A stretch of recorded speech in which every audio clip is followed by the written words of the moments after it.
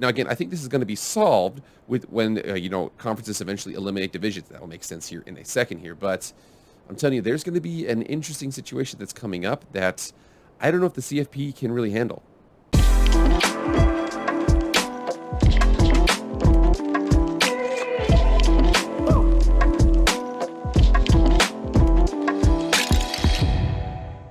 What is up, everybody? It is Jake with Master of Football, back at it again. Happy Monday. Thank you so much for being here.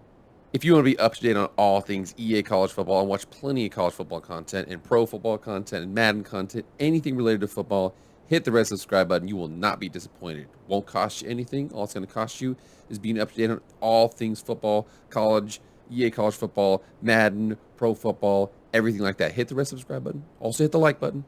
Without further ado, let's get into the video. All right, guys, so we had a big weekend of college football this last weekend. I went to the last, for now, scheduled game between my boys, Boise State and BYU. BYU ultimately came out with the win. Big play by Puka Nacua down there, down the stretch. But I want to talk about there's a couple situations that we have to talk about. There are several one-loss teams that could destroy the college football playoff. Now, I don't want to say destroy. They won't destroy it in terms of they're going to go in there and they're going to wreck the league. That's what they usually mean. But there's some that are going to cause a lot of debate. So there's going to be some animosity. There's this and that. It's going to, in my personal opinion, it's only going to usher in, and I'm hoping that it does, the 2024 CFP up to the 12-team playoff, because there's a lot of teams out there. There's a couple one-loss teams that are going to destroy everybody's confidence in the CFP, especially the committee and things like that. Let's get into that reasoning right now. All right, here we are with ESPN.com talking about the Associated Press. Georgia nears sweep for the AP number 1. Alabama, Clemson tumble after losses. And you see the fact here that Georgia played Tennessee. They ultimately won that game. Ohio State had a very, very windy day against Northwestern, ultimately won that game. Michigan won. TCU won. Had a little bit of trouble there for Texas Tech with a little bit there. Tennessee lost to Georgia.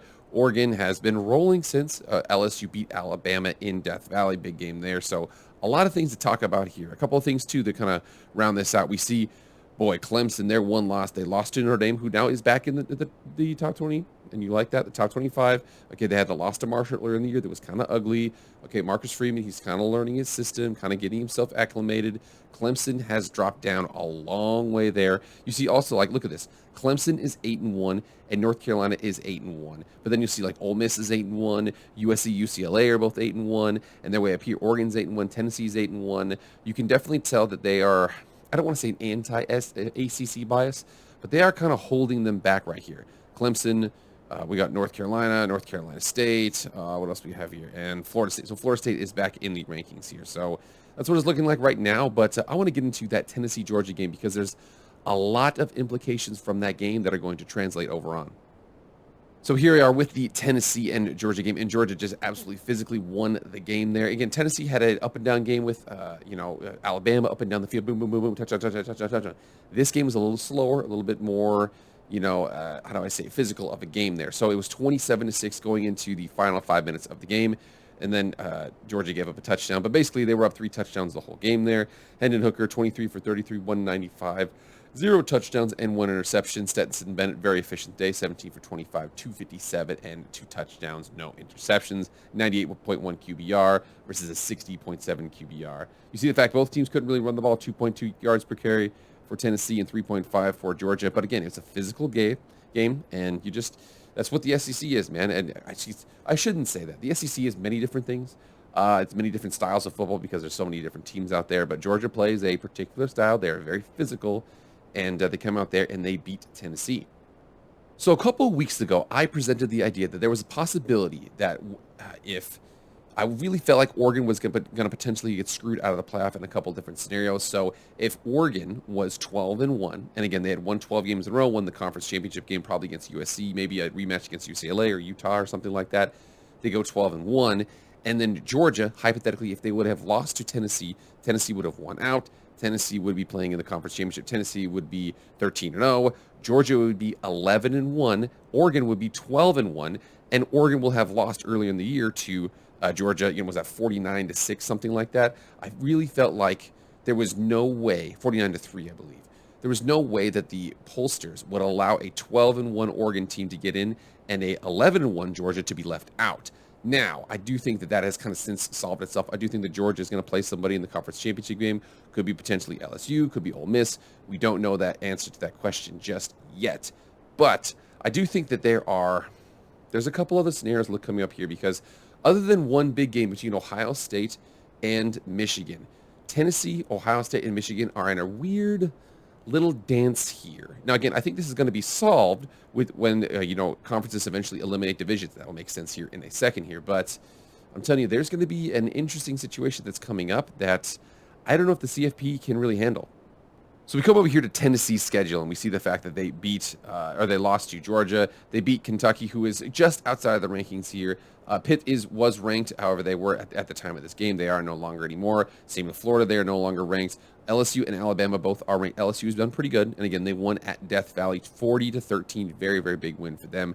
But you look at the rest of the games here, they have Missouri at home, at South Carolina, and at Vanderbilt. More than likely, they are going to win those 3 games. However, they are going to get locked out of that conference championship game because Georgia has locked up the SEC East title. I believe that will eventually happen. So they're more than likely going to end the season 11-1, with their only loss being at Georgia, foreseeably the top team in the country. And then, like I said, Tennessee, Michigan, and Ohio State, it's going to be a weird little situation here, because if you look at this here, so we see the fact that Michigan has a little bit tougher of a road. They've got Nebraska at home, Illinois at home, and then they have to play at Ohio State. More than likely, and I saw the percentages here, it looks like they're favored against Nebraska. They are still favored by a considerable amount, not a ton, against Illinois, and then the Ohio State game, they are the dogs in that game. However, if we check Ohio State's schedule, they have an interesting kind of similar path going forward. So here on Ohio State's schedule, and we see the fact they play Indiana at home, at Maryland. Could be interesting. You never really know. Obviously they played at Northwestern, and it was gale force wind, something like that. CJ Stroud has 76 yards. They were eventually able to win the game just because they have so much talent there. But they're going to head into the game against Michigan 11-0. We're guessing that Michigan's going to head into that game 11-0 as well. So both teams are going to be 11-0. One team is going to win. So let's just say, as an example, so Ohio State right now, I bet, is favored according to Las Vegas. It's at Ohio State, and so on. I do think that's an interesting game, though. Michigan plays a particular physical style of football. We'll see what can happen there. Last year, they basically just bludgeoned them with their running game. I mean, again, Ohio State's got incredible talent on the outside. However, they're not as physical up front. Michigan is, a little more athletic, I think, than people give them credit for, but they are very, very big and very, very physical on the offense and defensive sides of the ball.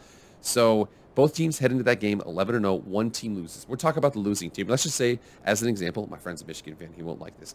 Let's just say Michigan loses that game. So then we've got an interesting situation with the playoff. Let's check out the current standings in all the polls. So we still have a long, and I want to make sure I clear about this, we still have a long, long way to go in terms of the rest of the season. However, I want to make sure I can bring your attention to this here. So Georgia foreseeably is going to win out. I'm assuming here they're going to play whoever is the SEC West champ.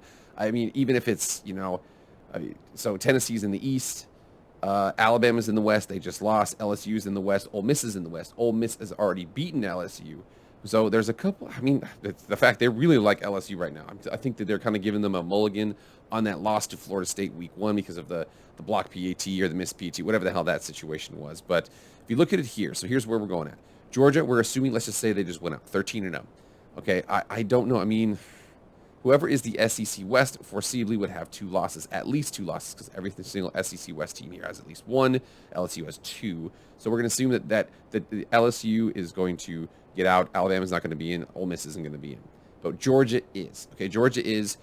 Ohio State and Michigan, whoever wins that more than likely is going to be the SEC or the Big Ten champ. They're going to get in. And then we have some interesting things here because we have USC and we have Oregon and UCLA still all kind of battling it out. Whoever finalizes themselves in the top of that rankings there, USC still has to play Notre Dame and UCLA. UCLA basically just has to play USC. Oregon has to play at Oregon State. They have to play Utah, and then they have to play either USC or UCLA, whoever that is there. So they've got a tough road ahead of them. However, I want to talk about and remember I had said before that the division, elimination of divisions would solve this problem. So Tennessee is going to foreseeably be 11-1. Right now, if you put money down, I bet they're going to go 11-1. They go 11-1. They're not allowed to go to the conference championship game. Michigan, let's just say they lose. They're going to be 11-1. They're not allowed to go to the conference championship game.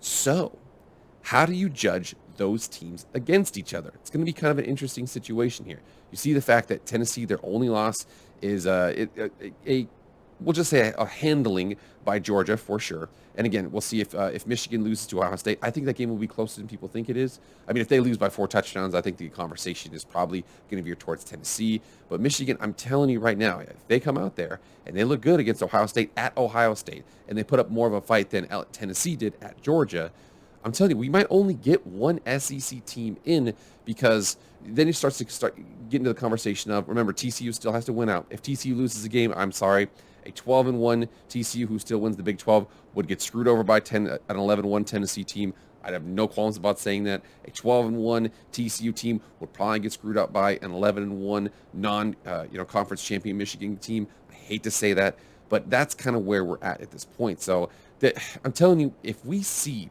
Tennessee and or Michigan or Ohio State, whoever they are, and they're both 11-1 and not allowed to play in the conference championship game, do they jump potentially? Remember, they have to go so Georgia, SEC, TCU, Big 12, and then we have Oregon, Pac-12, USC, UCLA, Pac-12. The ACC is all the way down here.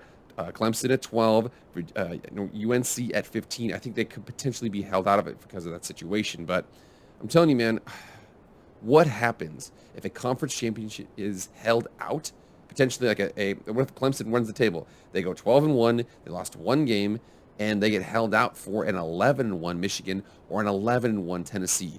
That's a real situation you got to be ready for. Then I think that would, because of the outrage that would cause in ACC land, that would usher in the 12-team playoff much, much faster, in my opinion. All right, guys, if you see that scenario, 11-1 Michigan, or 11-1 Ohio State, and 11-1 Tennessee, do you see them getting in the CFP over a 12-1 Clemson, something like that? Get in the comments right now and let me know.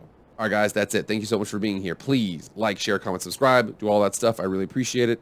See you guys later. I am out.